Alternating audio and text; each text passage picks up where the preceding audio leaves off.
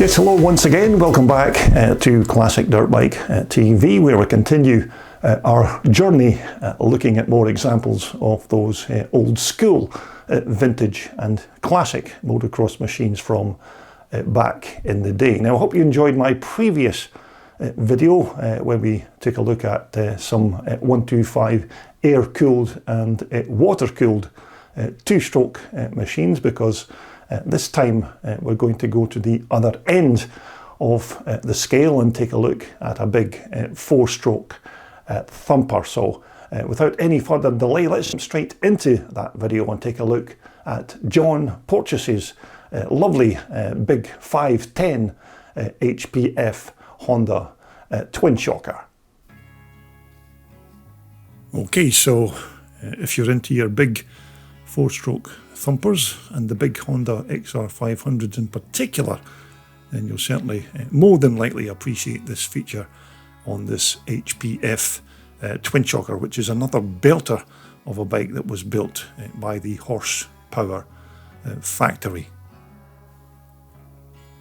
And so our featured bike here is the latest purchase by John Porteous, whose bikes we've featured quite a few times down the years here on my Classic Dirt Bike TV channel, and John's machines have been quite a good source of material as video postings on my YouTube site. So it's thanks again to John for supplying yet another quality machine for us all to take a look at.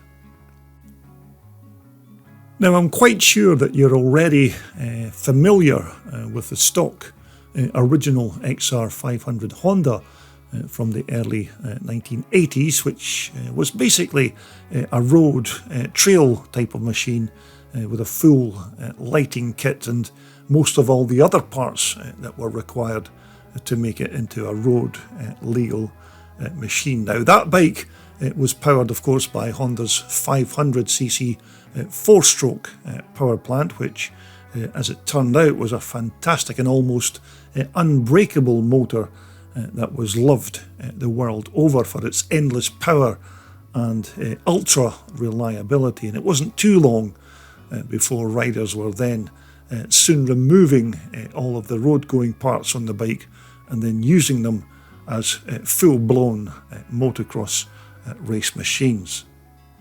But at club level, riders were certainly enjoying some very good results on the new stripped down XR500s, mainly due, as I said, to the grunt and reliability of that big 500 Honda motor. And although in its standard trim it was reasonably competitive, riders were always looking for ways to unleash more of the hidden horses from this quite remarkable engine. But what the bike actually needed was a custom-made motocross frame and somebody to coax more power from what was already a decent engine.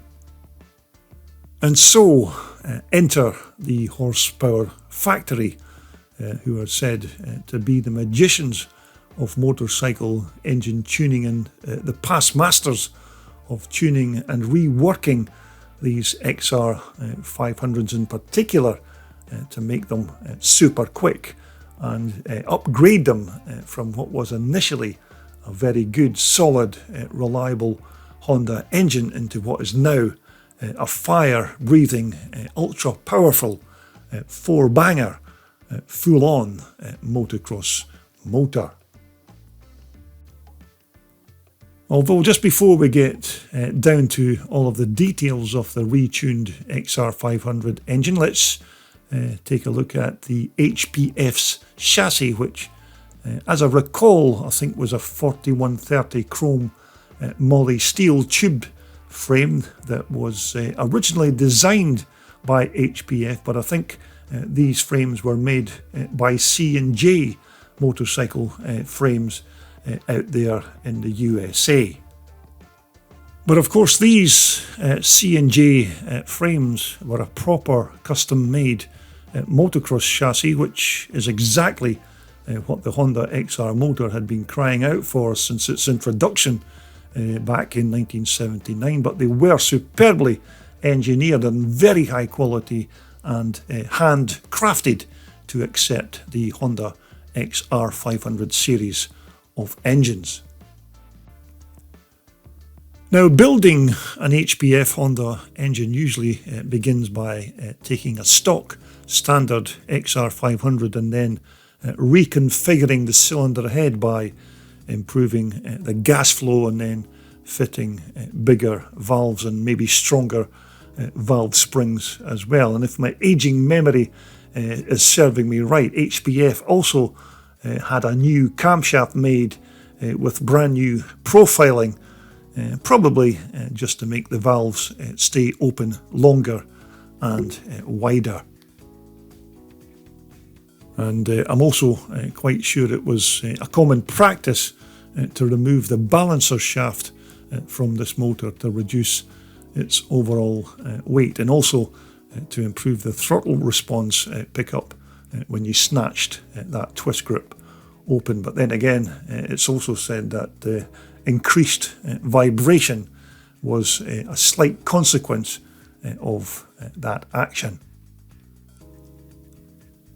Now again, another HPF modification on the big XR500 was to fit heavier and much stronger clutch springs to help the motor cope with that increase in power, because after all the engine modifications were complete, it was hoped that the stronger springs would prevent any kind of clutch slip when the full power of the engine was turned on.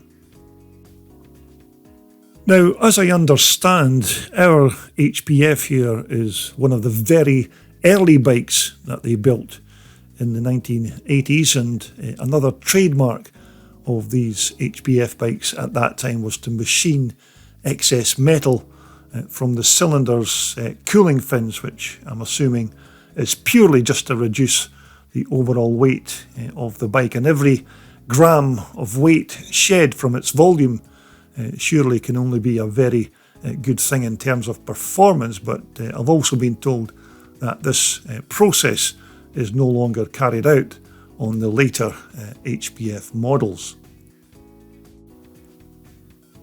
But I dare say that there are quite a few more modifications carried out on these XR motors to make them perform better than the stock standard motor, but I'm not aware of every single change that's been carried out on John's power plant here. But usually in its basic factory settings, this XR500 engine would maybe pump out around 35 or so horsepower, but after HPF have worked their magic, figures of around 46 or even more were certainly not unusual. But as you know, this engine here was a single cylinder, but it did have a twin port cylinder head that had these twin exhaust header pipes that then led on to a 2-into-1 collector pipe that eventually mated onto this big stainless steel megaphone tailpipe here at the rear, which I'm sure you don't need me to tell you what kind of bark emanates from this tailpipe when that big XR500 engine gets fired into life. Although, as I said, even in its original untuned state, this XR500 engine would still give a good account of itself on any kind of racetrack. But once they've been through the HPF workshops and been doctored and given a severe dose of mechanical steroids, then these HPF Honda Twinshockers, and this engine in particular, were more than a match for any equivalent two-stroke or four-stroke 500. And so as we move on to the bike's front end, now these HPFs down the years have had various types and makes of front suspension systems fitted onto them. And as I recall, I think the first bikes that were introduced in the USA long ago had motocross Fox front suspensions bolted on to the front, although in our case here on John's bike it's a pair of heavy duty forks taken from a Suzuki, but from which particular model I'm not exactly sure. But naturally the bike's front hub again is also from a later Suzuki bike, but from which machine I don't know, but I can see the logic in the bike builder's thinking in fitting this unit, because these Suzy hubs had this twin leading shoe front drum brake system, which for its day was about as good as you could wish for on one of these old school motorcycle brakes. But our big Honda did have quite a nice long pair of legs here at the front, so she could certainly easily cope with the roughest and toughest of racetracks that she'd come across. So as we move on to the back end of our HPF, we have a pair of top of the range Works Performance gas and oil piggyback units, which are a perfect choice for our big C&J thumper chassis. And again, this is a personal choice of which rear shocks you want to fit onto your Honda Racer, because the early bikes I think had Swedish Öhlins shocks back in the day, but various manufacturers down the years have had their suspension systems fitted onto these bikes, as there wasn't really any particular standardization of suspension parts on these HPFs. You just normally fitted whatever worked best for your own personal requirements. Although certainly in terms of limited clearance on the back of these bikes, you can see that just wasn't an issue on this machine, because these big Honda thumpers and that C&J chassis in particular did have rear suspension movement in absolute bucket loads.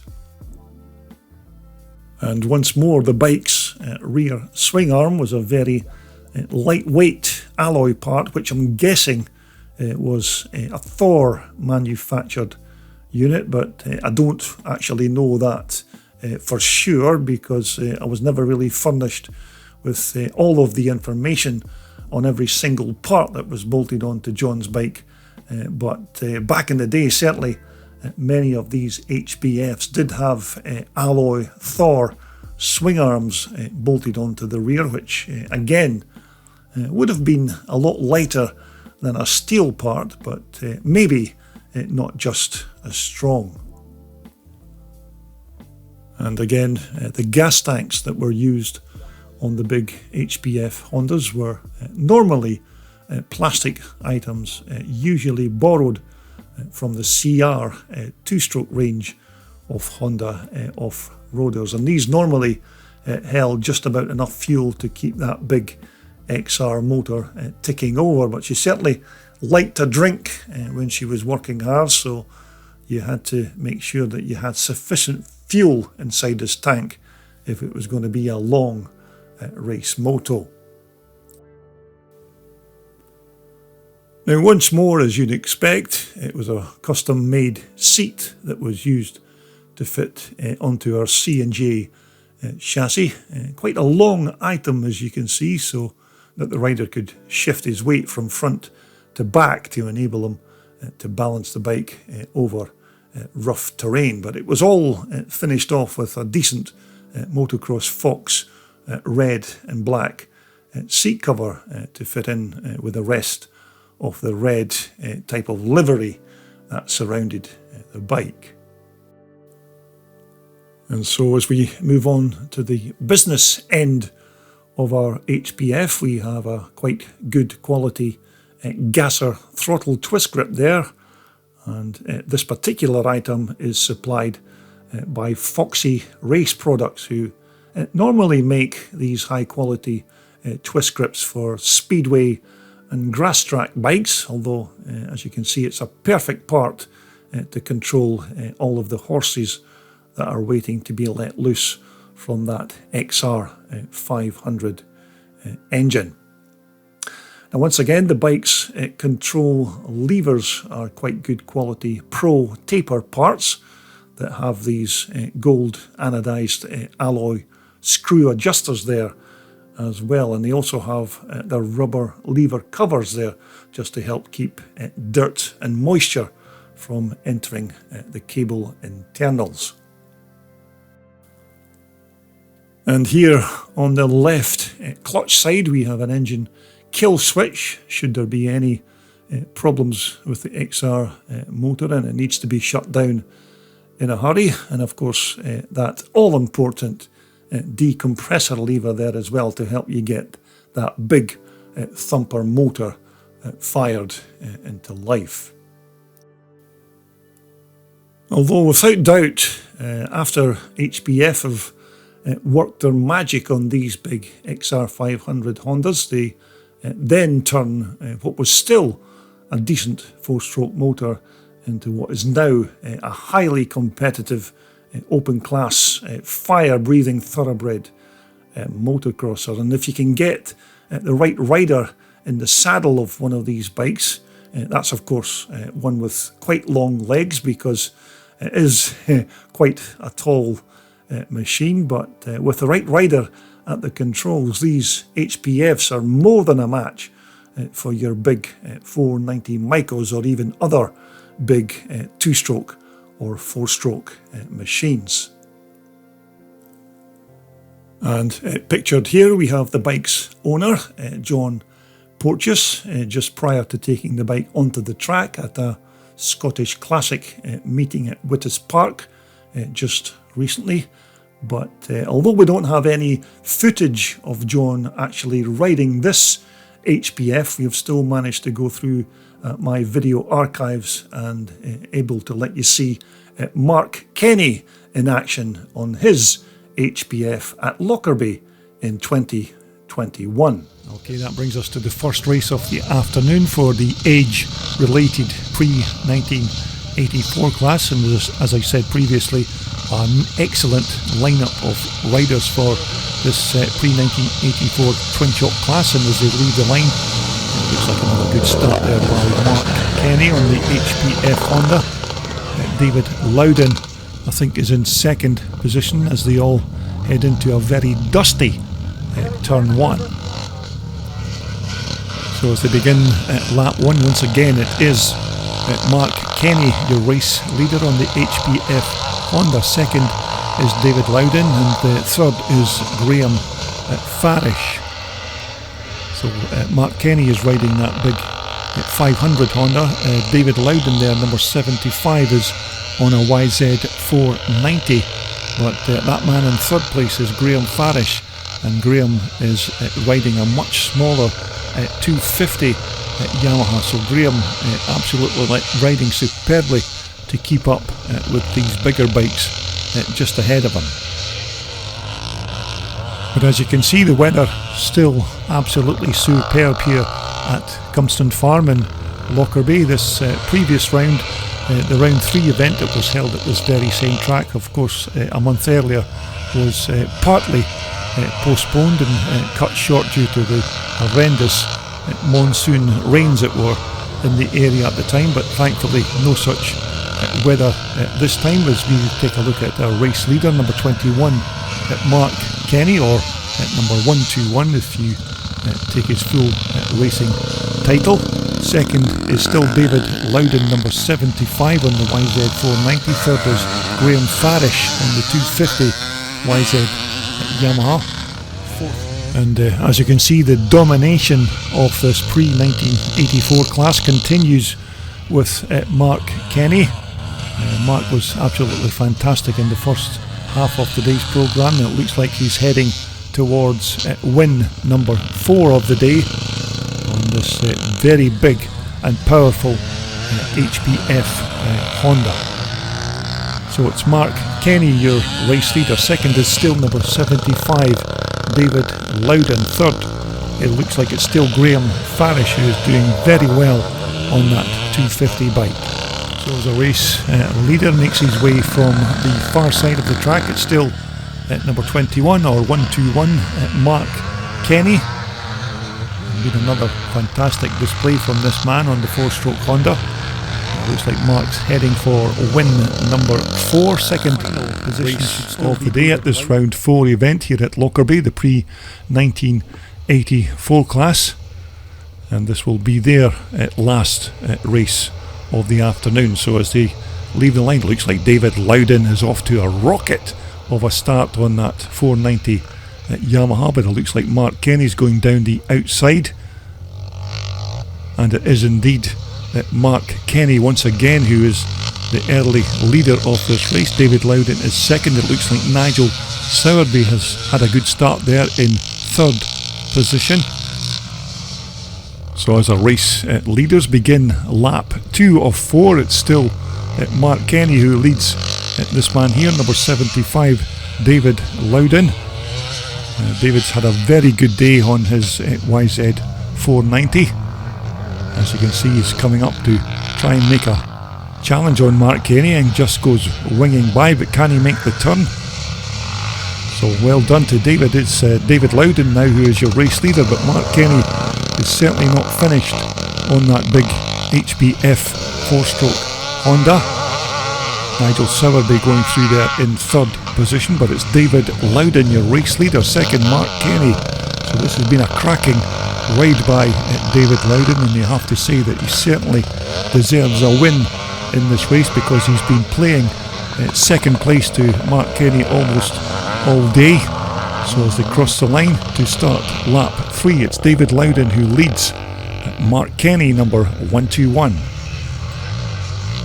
So this could be quite a good scrap before the checkered flag between these two very quick riders. Remember, Mark Kenny has already won 5 races in this pre-1984 class, so he'll be looking for a clean sweep of wins, but the man of the moment is number 75, David Loudon on the YZ 490 2-stroke Yamaha. Mark Kenny on the HPF 4-stroke bike, very close behind, so this could be quite a good scrap before we eventually get to the checkered flag. So it's David Loudon who leads number 121, Mark Kenny. So number 75, David Loudon, looks like he's determined to hang on to that pole position as they come up the hill to start another racing lap. It's still David Loudon. As we go back to our race leaders once again, and it's now Mark Kenny who has regained that pole position from number 75, David Loudon. So these two having a right old ding-dong battle for this last pre-1984 class race of the day, but it's still a slight advantage to Mark Kenny on the 4-stroke HPF Honda. David Loudon still riding absolutely superbly on that YZ 490. So as they make the last few turns to head up to the finish line to start their last and final lap of this race, it's still Mark Kenny who leads David Loudon in second position. But I do hope you've enjoyed all of the racing highlights from this round 4 event here at Cumston Farm in Lockerbie, and don't forget, if you'd like to take part in any of the Scottish Classic Motorcycle Racing Club's events, then just log on to their classicscrambles.com website for all the details of entry. So we're looking at our race leader, Mark Kenny, who looks like he's possibly going to take that 6th win of the day. David Loudon is still in there with a slight chance of possibly stealing this race, but it looks like Mark Kenny is going to notch up his 6th and final win of the day.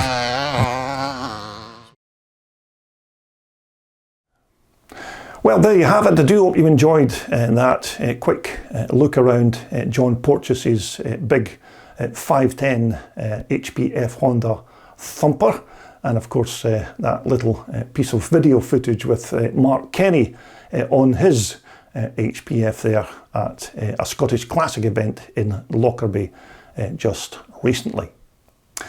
So when we return to Classic Dirt Bike TV, we're going to take a look at a bike that I came across at the 2023 Telford classic dirt bike show, and when we come back for our next video posting, we'll be taking a look at this lovely 1971 600 Shenny BSA that belongs to Chris Chell. So we'll be taking a look at this fantastic machine in a lot more detail in our next video posting here on my channel. But for the time being, everybody out there, continue to be safe and well when you're riding those old vintage dirt bikes, and I hope to see you back here again very soon so we can talk about more of this old school type of vintage iron right here on your #1 and favourite classic dirt bike TV channel.